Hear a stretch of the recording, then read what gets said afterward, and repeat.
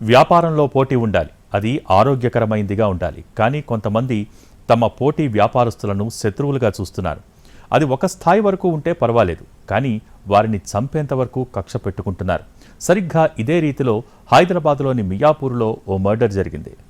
ఆటోలతో transport వ్యాపారం చేసేవారు కొంతమంది తమ వాహనాల వెనుక నన్ను చూసి ఏడవకురా, అప్పు చేసి కొన్నా అని రాసి పెట్టుకుని ఉంటారు.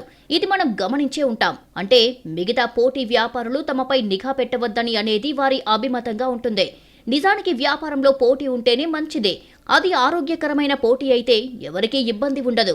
కానీ కొంతమంది వ్యాపారులు తమ తోటి వ్యాపారుల్ని శత్రువులుగానే భావిస్తున్నారు. పైగా వారితో ఆగర్భ శత్రుత్వంతో రగిలిపోతున్నారు.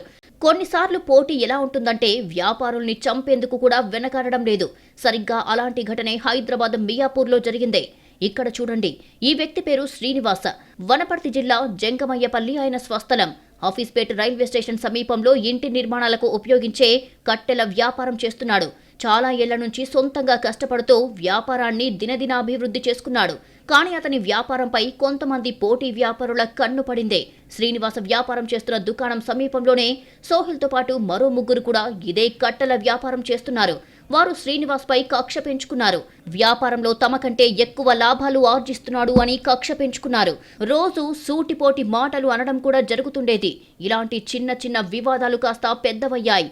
ఇదే క్రమంలో ఆదివారం కూడా గొడవ జరిగింది. మధ్యాహ్నం శ్రీనివాస తన షాపులో ఉండగా సోహల్తో పాటు మరో ముగ్గురు గొడవకు దిగారు. ఎక్కడి నుంచో వచ్చి ఇక్కడ వ్యాపారం చేస్తున్నావని గొడవ పడ్డారు. అతనిపై కత్తులతో దాడి చేశారు. ఈ క్రమంలో శ్రీనివాస్కు తీవ్ర గాయాలయ్యాయి. దీంతో నలుగురు దుండగులు అక్కడి నుంచి పరారయ్యారు. అటు శ్రీనివాస్ను స్థానికులు ఆసుపత్రికి తరలించారు. కానీ అప్పటికే అతడు మృతి చెందినట్లు వైద్యులు నిర్ధారించారు. కుటుంబ సభ్యుల ఫిర్యాదు మేరకు కేసు నమోదు చేసుకున్న పోలీసులు సోహెల్తో పాటు మరో ముగ్గురు నిందితులను అరెస్టు చేశారు.